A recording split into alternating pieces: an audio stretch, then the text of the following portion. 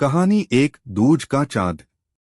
बीरबल बहुत चतुर, बुद्धिमान और हाजिर जवाब था। उसकी कीर्ति दूर देशों तक फैली हुई थी।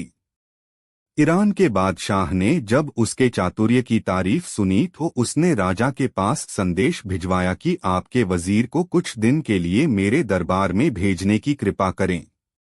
राजा ने बहुत कीमती वस्त्र आभूषणों की भेंट के साथ बीरबल को ईरान के लिए रवाना किया। ईरान की सीमा पर बीरबल का भव्य स्वागत किया गया। दूसरे दिन जब बीरबल बादशाह के दरबार में पहुंचा तो बादशाह ने भी उसकी आवभगत की और राजा के द्वारा भेजे गए उपहार के लिए धन्यवाद और कृतज्ञता प्रकट की। बीरबल ने ईरान के बादशाह को राजनीति के कई रहस्य समझाए। बादशाह उसकी हर राय से सहमत हुए। विदाई की बेला में बादशाह ने अपने सभी दरबारियों के बीच हिंदुस्तानी वजीर से एक सवाल किया कि आपके राजा और मेरे बीच आप कैसे तुलना करते हैं। वजीर ने कहा, हमारा राजा दूज के चांद की तरह हैं और आप पूनम के पूर्ण चंद्रमा से सुंदर सुशील हैं। बीरबल के साथ आए राजा के दरबारियों को मौका मिल गया। वह आपस में इस बात को लेकर खुसर खुसर करने लगे कि बीरबल ने ईरान के बादशाह के स्वागत सरकार के आगे अपने राजा को नीचा दिखाया है। ईरान के बादशाह को तो पूनम का चांद बताया और अपने राजा को दूज का चांद।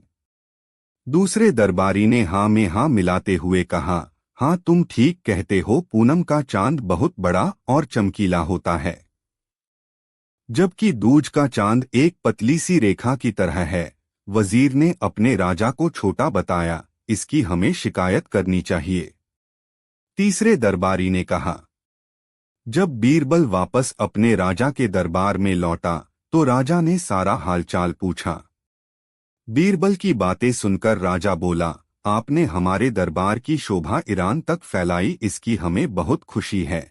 साथ गए दरबारियों ने पूनम के चांद और दूज के चांद वाली बात राजा को बताई। राजा इस पर बहुत नाराज हुआ। दूसरे दिन बीरबल से उसने पूछा, आपने मेरी तुलना पूनम के चांद से क्यों नहीं की। वजीर को सारा माजरा समझ में आ गया। वह बोला, हुजूर, आप दूज के चांद की तरह हमेशा अपने पराक्रम, कीर्ति और साम्राज्य कोई दिन दूना रात चौगुना बढ़ा रहे हैं, इसलिए मैंने आपकी प्रशंसा की में दूज के चांद की उपाधि दी। ईरान के बादशाह को पूनम का चांद इसलिए कहा क्योंकि पूनम चंद हर रोज घटा जाता है, सिमटता जाता है। अमावस की रात तो वह बिल्कुल ही नहीं निकलता। आपको दूज का चांद बताकर मैंने अपने राजा की महानता का बखान किया है। दूज का चांद सबको प्रिय होता है, सभी उसके दर्शन करते हैं। पूनम का चांद तो एक दिन चमकता है और दूज का चांद पूरे पखवाड़े तक चमकता है। आप खुद फैसला करें कि दूज का चांद ज्येष्ठ है या पूनम का। राजा ने कहा, हाँ दूज का चांद। और अपने बीरबल की बात सुनकर राजा खुश हुआ। उसने चुगलखोरों की जमकर खबर ली। राजा ने उससे और इनाम देकर सम्मानित किया। कहानी 2, तोते की मौत। एक बार बादशाह अकबर किसी व्यापारी के पास से तोता खरीद कर लाए। वह तोता देखने में अत्यंत सुंदर था और उसकी बोली भी बड़ी मीठी थी। अकबर ने उस तोते की रखवाली के लिए एक सेवक को नियुक्त कर दिया और उसे साफ हिदायत दे दी कि अगर तोता मरा तो तुम्हें मृत्यु दंड दे दूंगा, और इसके अलावा जिसने भी अपने मुंह से कहा कि तोता मर चुका है उसे भी मौत की सजा मिलेगी, इसलिए तोते की रखवाली अच्छे से करना। सेवक तोते को लेकर चला गया और बड़े उत्साह से उसकी देखभाल करने लगा। उसे कहीं ना कहीं यह डर सता रहा था कि अगर कहीं बादशाह का तोता मरा तो उसकी जान पर बन आएगी। और फिर एक दिन ऐसा ही हुआ। तोता अचानक मर गया। अब सेवक के हाथ पांव फूलने लगे। उसे बादशाह अकबर की कही बात याद थी। वह तुरंत दौड़कर बीरबल के पास गया और पूरी बात बताई। बीरबल ने उस सेवक को पानी पिलाया और कहा, चिंता मत करो, मैं बादशाह से बात करूंगा। तुम बस इस समय उस तोते से दूर हो जाओ। थोड़ी देर बाद बीरबल अकेले बादशाह के पास गए और बोले कि मालिक, आपका जो तोता था। इतना बोलकर बीरबल ने बात अधूरी छोड़ दी। अकबर बादशाह तुरंत सिंहासन से खड़े हुए और बोले, क्या हुआ? तोता मर गया। बीरबल बोले, मैं सिर्फ इतना ही कहना चाहूंगा कि आपका तोता ना मुंह खोलता है, ना खाता है, ना पीता है, ना हिलता है, ना डुलता है, ना चलता है, ना फुदकता है। उसकी आंखें बंद है और वह अपने पिंजरे में लेटा पड़ा है। आप आइए और जरा उसे देखिए। अकबर और बीरबल फौरन तोते के पास गए। अरे बीरबल, तोता मर चुका है। ये बात तुम मुझे वहीं पर नहीं बता सकते थे? अकबर क्रोधित होते हुए बोले, उस तोते का रखवाला कहाँ है? मैं उसे अभी अपनी तलवार से 125 जाए मौत दूंगा। तब बीरबल बोले, जी मैं अभी उस रखवाले को हाजिर करता हूँ, लेकिन ये तो बताइए कि आपको मृत्यु देने के लिए मैं किसे बुलाऊं? क्या मतलब है तुम्हारा? अकबर जोर से चीखे।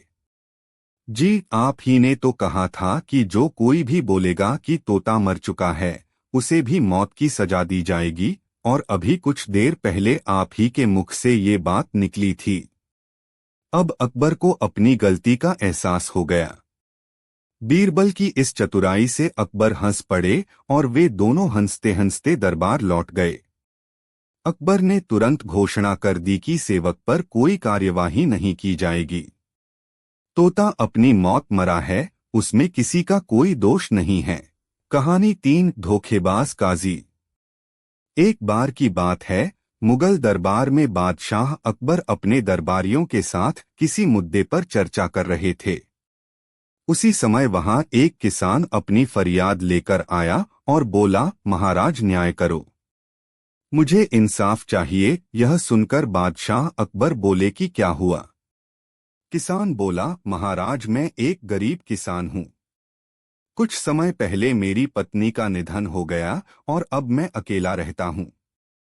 मेरा मन किसी भी काम में नहीं लगता है। इसलिए एक दिन मैं काजी साहब के पास गया। उन्होंने मन की शांति के लिए मुझे यहाँ से काफी दूर स्थित एक दरगाह में जाने के लिए कहा।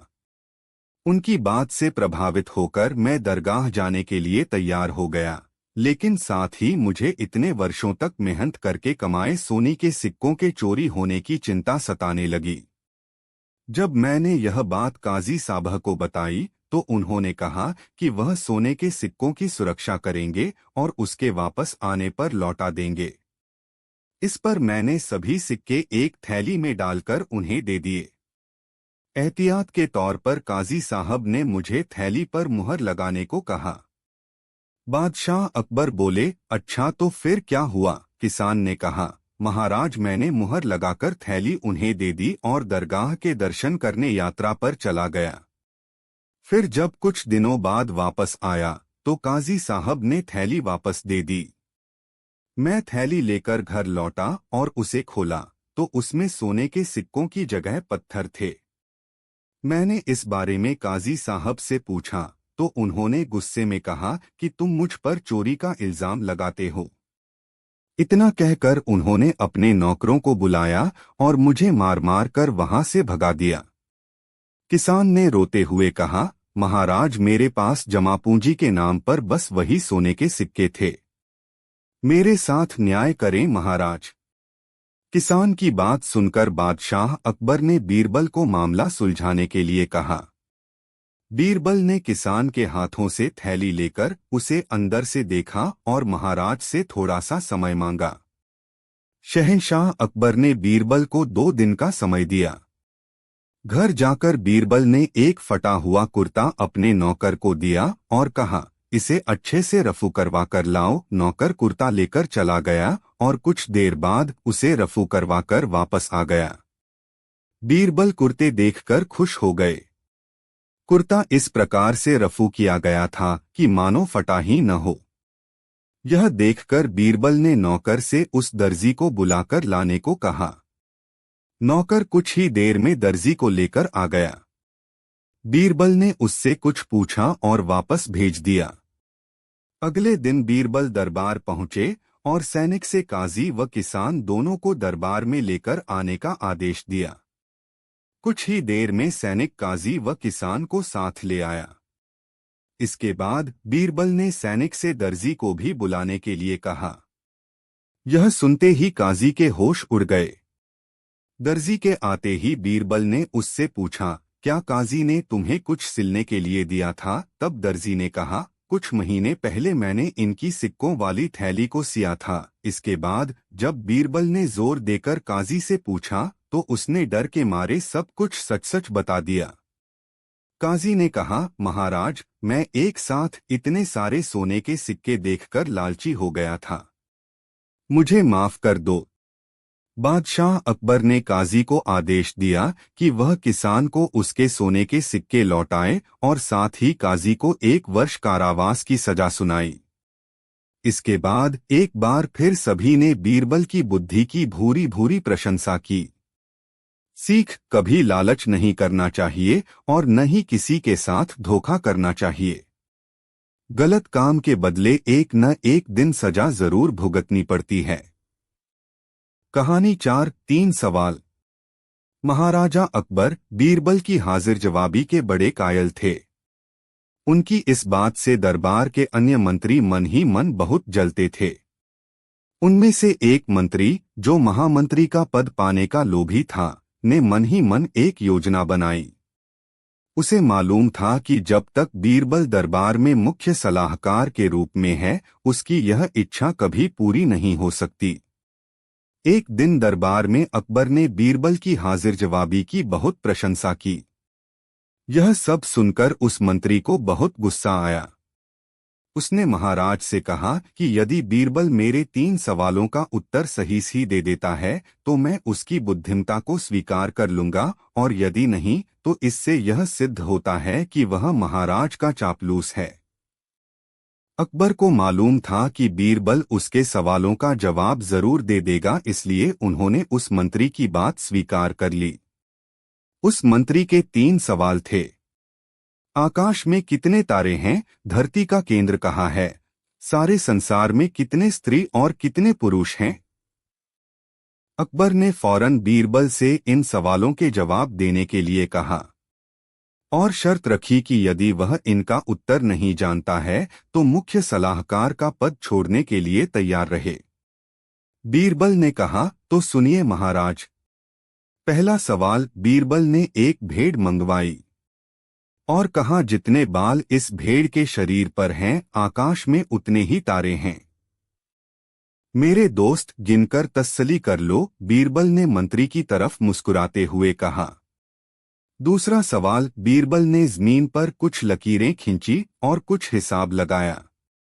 फिर एक लोहे की छड़ मंगवाई गई और उसे एक जगह गाड़ दिया, और बीरबल ने महाराज से कहा, महाराज, बिल्कुल इसी जगह धरती का केंद्र है, चाहे तो आप स्वयं जांच लें।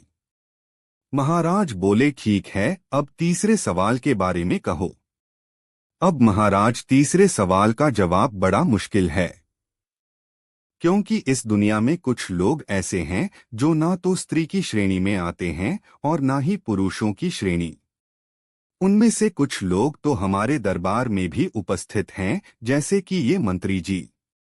महाराज, यदि आप इनको मौत के घाट उतरवा दें तो मैं स्त्री पुरुष की सही सही संख्या बता सकता हूँ। अब मंत्री जी सवालों का जवाब छोड़कर थर-थर कांपने लगे और महाराज से बोले, महाराज, बस मुझे मेरे सवालों का जवाब मिल गया। मैं बीरबल की बुद्धिमानी को मान गया हूँ। महाराज हमेशा की तरह बीरबल की तरफ पीठ करके हंसने लगे और इसी बीच वह मंत्री दरबार से खिसक लिया। कहानी 5, जोरू का गुलाम। बादशाह अकबर और बीरबल बातें कर रहे थे। बात मियां बीवी के रिश्ते पर चल निकली तो बीरबल ने कहा, अधिकतर मर्द जोरू के गुलाम होते हैं और अपनी बीवी से डरते हैं। मैं नहीं मानता, बादशाह ने कहा। हुजूर, मैं सिद्ध कर सकता हूँ, बीरबल ने कहा। सिद्ध करो। ठीक है, आप आज ही से आदेश जारी करें कि किसी के भी अपने बीवी से डरने की बात साबित हो जाती है तो उसे एक मुर्गा दरबार में बीरबल के पास में जमा करना होगा। बादशाह ने आदेश जारी कर दिया। कुछ ही दिनों में बीरबल के पास ढेरों मुर्गे जमा हो गए।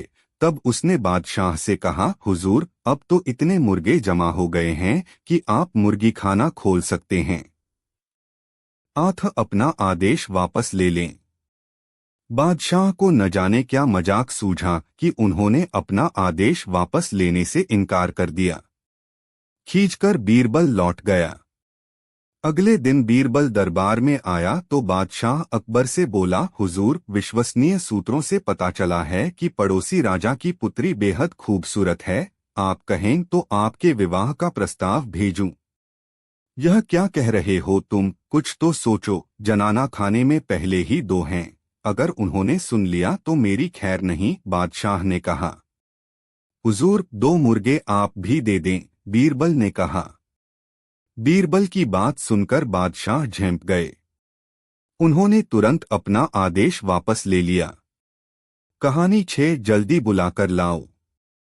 बादशाह अकबर एक सुबह उठते ही अपनी दाढ़ी खुजलाते हुए बोले, अरे कोई है? तुरंत एक सेवक हाजिर हुआ। उसे देखते ही बादशाह बोले, जाओ, जल्दी बुलाकर लाओ, फौरन हाजिर करो। सेवक की समझ में कुछ नहीं आया कि किसे बुलाकर लाएं, किसे हाजिर करें। बादशाह से पटलकर सवाल करने की तो उसकी हिम्मत ही नहीं थी। उस सेवक ने यह बात दूसरे सेवक को बताई। दूसरे ने तीसरे को और तीसरे ने चौथे को। इस तरह सभी सेवक इस बात को जान गए और सभी उलझन में पड़ गए कि किसे बुलाकर लाएं, किसे हाजिर करें। बीरबल सुबह घूमने निकले थे।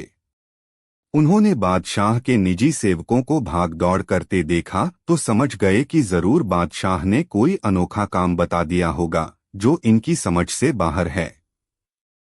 उन्होंने एक सेवक को बुलाकर पूछा, क्या बात है? यह भागदौड़ किस लिए हो रही है? सेवक ने बीरबल को सारी बात बताई। महाराज, हमारी रक्षा करें। हम समझ नहीं पा रहे हैं कि किसे बुलाना है। अगर जल्दी बुलाकर नहीं ले गए तो हम पर आफत आ जाएगी। बीरबल ने पूछा, यह बताओ कि हुक्म देते समय बादशाह क्या कर रहे थे? बादशाह के निजी सेवक जिसे हुक्म मिला था उसे बीरबल के सामने हाजिर किया तो उसने बताए, जिस समय मुझे तलब किया उस समय तो बिस्तर पर बैठे अपनी दाढ़ी खुजला रहे थे। बीरबल तुरंत सारी बात समझ गए और उनके होठों पर मुस्कान उभर आई। फिर उन्होंने उस सेवक से कहा, तुम हजाम को ले जाओ। सेवक हजाम को बुला लाया और उसे बादशाह के सामने हाजिर कर दिया। बादशाह सोचने लगे, मैंने इससे यह तो बताया ही नहीं था कि किसे बुलाकर लाना है। फिर यह हज्जाम को लेकर कैसे हाजिर हो गया? बादशाह ने सेवक से पूछा, सच बताओ, हज्जाम को तुम अपने मन से ले आए हो या किसी ने उसे ले आने का सुझाव दिया था? सेवक घबरा गया, लेकिन बताए बिना भी तो छुटकारा नहीं था। बोला, बीरबल ने सुझाव दिया था। जहां पनाह। बादशाह बीरबल की बुद्धि पर खुश हो गया। कहानी 7, किस नदी का पानी सबसे अच्छा? एक बार अकबर ने भरे दरबार में अपने दरबारियों से पूछा, बताओ किस नदी का पानी सबसे अच्छा है? सभी दरबारियों ने एकमत से उत्तर दिया, गंगा का पानी सबसे अच्छा होता है। लेकिन बादशाह के प्रश्न का उत्तर बीरबल ने नहीं दिया। उसे मौन देखकर बादशाह बोले, बीरबल तुम चुप क्यों हो? बीरबल बोले, बादशाह हुजूर, पानी सबसे अच्छा यमुना नदी का होता है। बीरबल का यह उत्तर सुनकर बादशाह को बड़ी हैरानी हुई और बोले, तुमने ऐसा किस आधार पर कहा है जबकि तुम्हारे धर्म ग्रंथों में गंगा नदी के पानी को सबसे शुद्ध व पवित्र बताया गया है और तुम कह रहे हो कि यमुना नदी का पानी सबसे अच्छा होता है? बीरबल ने कहा, हुजूर, मैं भला पानी की तुलना अमृत के साथ कैसे कर सकता हूँ? गंगा में बहने वाला पानी केवल पानी नहीं बल्कि अमृत है, इसीलिए मैंने कहा था कि पानी यमुना का सबसे अच्छा है। बादशाह और सभी दरबारी निरुत्तर हो गए और उन्हें मानना पड़ा कि बीरबल सही कह रहे हैं। कहानी 8 अब तो आन पड़ी है। अकबर बादशाह को मजाक करने की आदत थी। एक दिन उन्होंने नगर के सेठों से कहा, आज से तुम लोगों को पहरेदारी करनी पड़ेगी। सुनकर सेठ घबरा गए और बीरबल के पास पहुंचकर अपनी फरियाद रखी। बीरबल ने उन्हें हिम्मत बंधाई। तुम सब अपनी पगड़ियों को पैर में और पायजामों को सिर पर लपेटकर रात्रि के समय में नगर में चिल्ला चिल्लाकर कहते फिरो, अब तो आन पड़ी है। उधर बादशाह भी भेष बदलकर नगर में गश्त लगाने निकले। सेठों का यह निराला स्वांग देखकर बादशाह पहले तो हंसे, फिर बोले, यह सब क्या है? सेठों के मुखिया ने कहा, जहां पनाह, हम सेठ जन्म से गुड़ और तेल बेचने का काम सीख कर आए हैं। भला पहरेदीर क्या कर पाएंगे? अगर इतना ही जानते होते तो लोग हमें बनिया कहकर क्यों पुकारते? बादशाह अकबर बीरबल की चाल समझ गए और अपना हुक्म वापस ले लिया। कहानी 9 हरा घोड़ा। एक दिन बादशाह अकबर घोड़े पर बैठकर शाही बाग में घूमने गए। साथ में बीरबल भी था। चारों ओर हरे भरे वृक्ष और हरी हरी घास देखकर अकबर को बहुत आनंद आया। उन्हें लगा कि बगीचे में सैर करने के लिए तो घोड़ा भी हरे रंग का ही होना चाहिए। उन्होंने बीरबल से कहा, बीरबल, मुझे हरे रंग का घोड़ा चाहिए। तुम मुझे 7 दिन में हरे रंग का घोड़ा ला दो। यदि तुम हरे रंग का घोड़ा न ला सके तो हमें अपनी शक्ल मत दिखाना, हरे रंग का घोड़ा तो होता ही नहीं है। अकबर और बीरबल दोनों को यह मालूम था, लेकिन अकबर को तो बीरबल की परीक्षा लेनी थी। दरअसल इस प्रकार के अटपटे सवाल करके वे चाहते थे कि बीरबल अपनी हार स्वीकार कर लें और कहें कि जहां पनाह मैं हार गया। मगर बीरबल भी अपने जैसे एक ही थे। बीरबल के हर सवाल का सटीक उत्तर देते थे कि बादशाह अकबर को मुंह की खानी पड़ती थी। बीरबल हरे रंग के छोड़ की खोज के बहाने 7 दिन तक इधर उधर घूमते रहे। 8वें दिन वे दरबार में हाजिर हुए और बादशाह से बोले, जहांपना, मुझे हरे रंग का घोड़ा मिल गया है। बादशाह को आश्चर्य हुआ। उन्होंने कहा, जल्दी बताओ, कहाँ है हरा घोड़ा? बीरबल ने कहा, जहांपना, घोड़ा तो आपको मिल जाएगा। मैंने बड़ी मुश्किल से उसे खोजा है, मगर उसके मालिक ने 2 शर्त रखी हैं। बादशाह ने कहा, क्या शर्तें हैं? पहली शर्त तो यह है कि घोड़ा लेने के लिए आपको स्वयं जाना होगा। यह तो बड़ी आसान शर्त है। दूसरी शर्त क्या है? घोड़ा खास रंग का है, इसलिए उसे लाने का दिन भी खास ही होगा। उसका मालिक कहता है कि सप्ताह के 7 दिनों के अलावा किसी भी दिन आकर उसे ले जाओ। अकबर बीरबल का मुंह देखते रह गए। बीरबल ने हंसते हुए कहा, जहांपना, हरे रंग का घोड़ा लाना हो तो उसकी शर्तें भी माननी ही पड़ेगी। अकबर खिलखिलाकर हंस पड़े।